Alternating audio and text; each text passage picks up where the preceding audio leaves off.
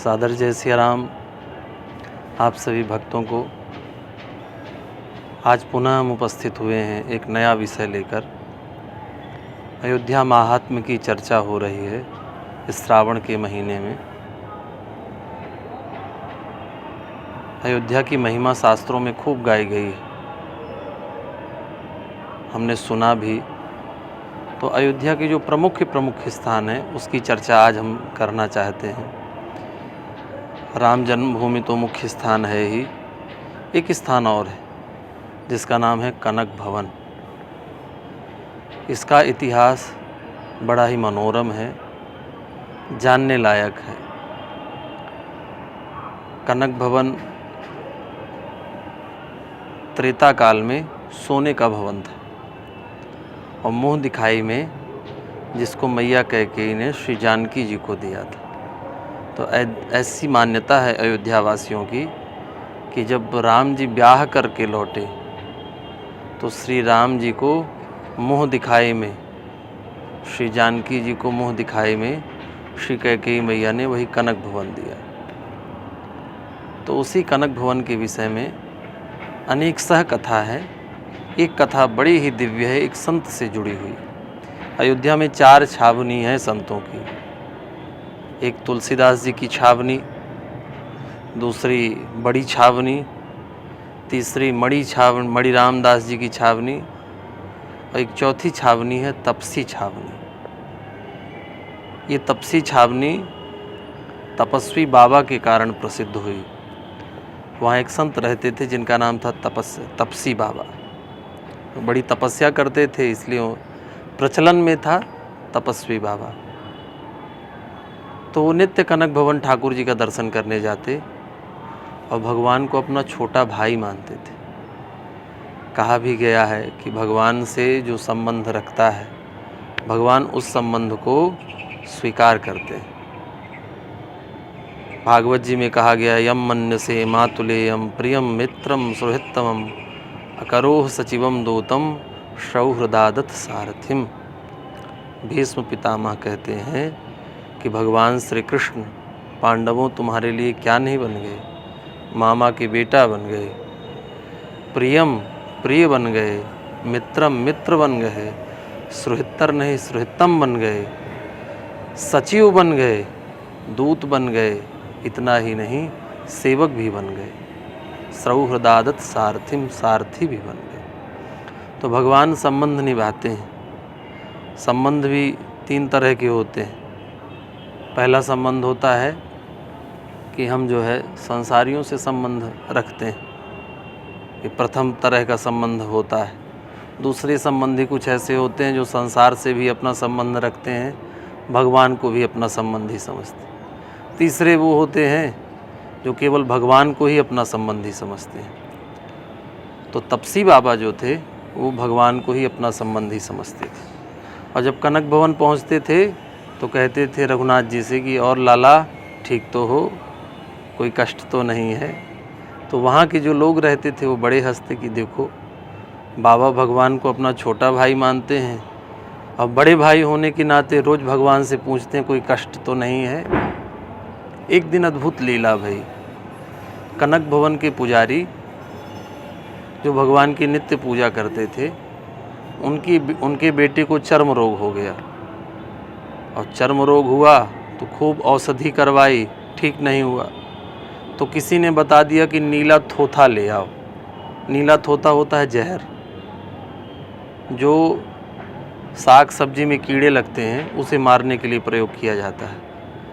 तो वैद्य ने बताया कि नीला थोथा नारियल के तेल में मिलाकर जहाँ पर खुजली होती है वहाँ पर लगा दो तो खुजली ठीक हो जाए। पुजारी जी नीला थोथा तो ले आए पर घर नहीं ले जा पाए, उसको कनक भवन मंदिर में ही रख दिए। ऐसे स्थान पर रखे जहाँ नित्य भगवान की भोग की थाल रखी जाती थी। रात में ठाकुर जी को शयन करवाना था। शयन करवाने के पूर्व कनक भवन के सरकार को अधौटा दूध जो है भोग लगाया जाता है। अब उसी समय जब दूध का भोग लगाना था बिजली चली गई, और बिजली चली गई तो पुजारी जी ने सोचा कि भगवान को दूध का भोग लगा दें पर उसमें मिश्री डाल दें। अब मिश्री की जगह पर ही वो नीला थोथा जो जहर था वो भी रखा था वहीं। उन्होंने नीला थोथा को ही मिश्री समझा और जल्दीबाजी में उसको मिला के भगवान को भोग लगा दिया। अब ठाकुर जी तो भैया, लोगों की मान्यता है कि मूर्ति में भगवान नहीं होते हैं, पर जो मूर्ति पूजक हैं उनसे आप पूछिए। ठाकुर जी प्रत्यक्ष रूप से भक्तों की सेवा स्वीकार करते हैं। जैसे ही उस जहर से मिश्रित दूध को रखा गया तो ठाकुर जी के पूरे शरीर में जलन होने लगी। अच्छा, रोज़ नियम था कि पुजारी जी दूध पी कर जाते थे। उस दिन इतनी जल्दी भई कि दूध वहीं पर रख दिए और मंदिर में ताला बंद करके अपने घर चले गए। अब भगवान, हमने पहले भी एक बात कही कि यदि आप भगवान को अपना संबंधी मानते हैं, भगवान से संबंध रखते हैं, तो भगवान अपने सुख दुख की चर्चा करते हैं। जब भगवान के शरीर में पीड़ा भई, जलन भई, तो भगवान ने तपस्वी बाबा को स्वप्न दिया और तपस्वी बाबा से कहा, भैया हमारे शरीर में बड़ी जलन हो रही है। स्वप्न में ही तपस्वी बाबा ने पूछा, आखिर कैसे जलन होने लगी? उन्होंने कहा, पुजारी जी ने दूध में जहर मिला दिया। अब तो तपस्वी बाबा रात में ही उठ खड़े हुए और अपने शिष्यों से कहा कि गुलाब जल तैयार किया जाए। 10 मटके गुलाब जल तैयार किया गया। अन्य शिष्यों से कहा कि नींबू पानी तैयार किया जाए। 10 मटके नींबू पानी तैयार किया गया। और शिष्यों से कहा कि मुरब्बा का रस तैयार किया जाए, ठाकुर जी को स्नान करवाना है। और रात्रि में ही पुजारी जी के यहाँ पहुँच गए। पुजारी जी ने कहा, महाराज अर्धरात्रि में कैसे दर्शन करने आ गए? उन्होंने कहा, देखो अभी पुजारी जी बात मत करो, आपसे बहुत बड़ा अपराध हुआ है। तुरंत मंदिर खोलो। ठाकुर जी के दूध में नीला थोथा मिला दिया गया, तुम मिला के चले आए। पुजारी जी को याद आया, दौड़ कर गए। जब मंदिर खोला गया तो ठाकुर जी का पूरा शरीर काला पड़ गया था, मूर्ति पूरी काली हो गई थी। अब क्या किया जाए? तो तपस्वी बाबा ने गुलाब जल से स्नान करवाया। इसके बाद शरीर का रंग कुछ हल्का हुआ तो फिर नींबू पानी से स्नान करवाया गया, क्योंकि जहर में जलन होती है। उस जलन को मिटाने के लिए ठंडी चीज़ों का प्रयोग किया जाता है। सावन का महीना चल रहा है, इसलिए हम आपको ये भी बता दें, लोग कहते हैं भगवान शिव को जल क्यों चढ़ाया जाता है, दूध क्यों चढ़ाया जाता है? तो उसके पीछे कथा है। उसके पीछे यही कथा है कि जब सर्वप्रथम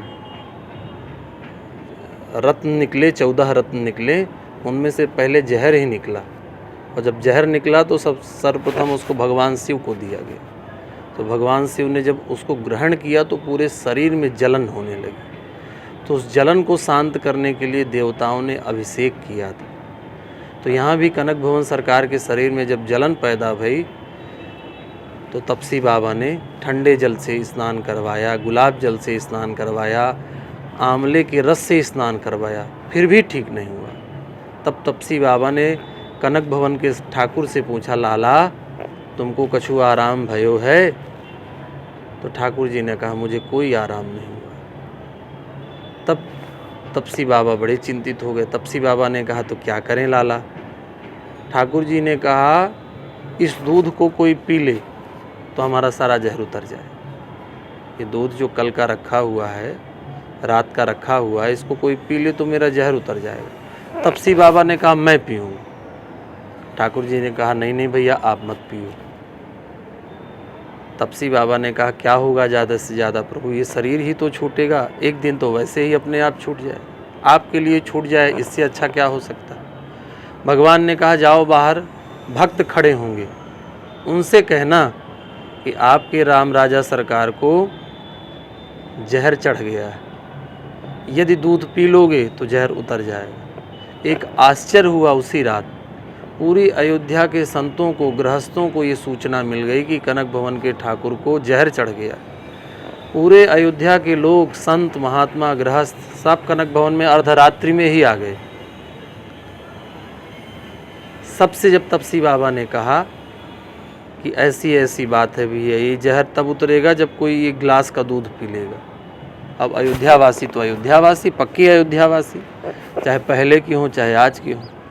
उन्होंने कहा यदि ऐसी बात है हमारे दूध पीने से यदि ठाकुर जी स्वस्थ हो जाएंगे तो सब के सब अयोध्यावासी तैयार हो गए। अब ये निर्णय ना हो सका कि ये दूध किसको दिया जाए। तपसी बाबा ठाकुर जी के पास आए और कहने लगे, प्रभु यहाँ तो हजारों की संख्या में लोग दूध पीने को तैयार हैं, अब किसे दूध दे दे।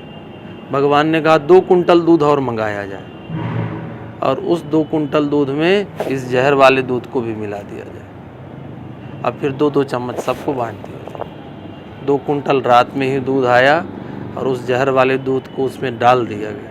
सब भक्तों को 2-2 चम्मच दूध दिया गया और जब दूध बिल्कुल ख़त्म हो गया तो भगवान का संपूर्ण शरीर पुनः गोरा हो गया। आप कभी कनक भवन जाएंगे, अभी भी देखेंगे तो ठाकुर जी कनक भवन के गोरे हैं। तो ठाकुर जी का पूरा शरीर गोरा हो गया, माने भक्तों ने भगवान का पूरा दुख दर्द स्वीकार कर लिया, भगवान का दुख दूर कर दिया। भगवान बड़े प्रसन्न हुए। दूसरे दिन प्रातःकाल तपसी बाबा पुनः आए, ठाकुर जी से कहने लगे, प्रभु लाला अब तो कछु कष्ट नहीं है। तब ठाकुर जी ने कहा, भैया एक कष्ट है। क्या? कहा जहर तो सब उतर गया पर हथेली में अभी भी। ये जहर कैसे रह गया? कहा जिस बर्तन में ये दूध रखा गया था उसमें उस बर्तन को धुला नहीं गया, उसका जो थोड़ा सा दूध था जहर वाला वो नीचे रह गया और वही जहर हमारे हाथ में है, हथेली में। आज भी वो जहर ठाकुर जी के हाथ में है। तो ठाकुर जी की जब ठाकुर जी आशीर्वाद देते हैं तो ये पूरी हथेली उनकी काली है। तब तपसी बाबा ने कहा, सरकार अभी भी धुलवा के पी लें तो? ठाकुर जी ने कहा अब कुछ होने वाला नहीं है। तब बाबा ने उस हथेली के सामने मेहंदी लगवा दी। कहा मेहंदी से सरकार आपको ठंडक भी मिलेगी और ये आपके हाथ में काला रंग ठीक नहीं लग रहा है। तो आज भी आप देखेंगे जब ठाकुर जी आशीर्वाद की मुद्रा में, ठाकुर जी आशीर्वाद देते हैं, आशीर्वाद की मुद्रा में अपना हाथ फैलाते हैं, खोलते हैं, तो ठाकुर जी के हथेली को बीचों बीच मेहंदी लगी रहती है। क्यों? कहा उसके पीछे काली माँ है। बस इतना ही कहना है हमारा कि अयोध्या के जो संत हैं, जो गृहस्थ हैं, सब भगवान से अपना संबंध रखते हैं। इस कलिकाल में भी जो भगवान से अपना संबंध रखता है, भगवान उस संबंध को निभाते हैं। और अयोध्या के संत तो भगवान से आशीर्वाद नहीं लेते हैं, भगवान को आशीर्वाद देते हैं और कहते यही हैं, सदा चिरजीवो जुगल भरी जोरी, सदा चिरजीवो युगल भरी जोरी। आज के प्रसंग में इतना ही। कल पुनः अयोध्या के किसी मुख्य मंदिर की चर्चा करेंगे, किसी अच्छे संत की चर्चा हम आप सब श्रवण करेंगे। तब तक के लिए जय सिया राम, राधे श्याम।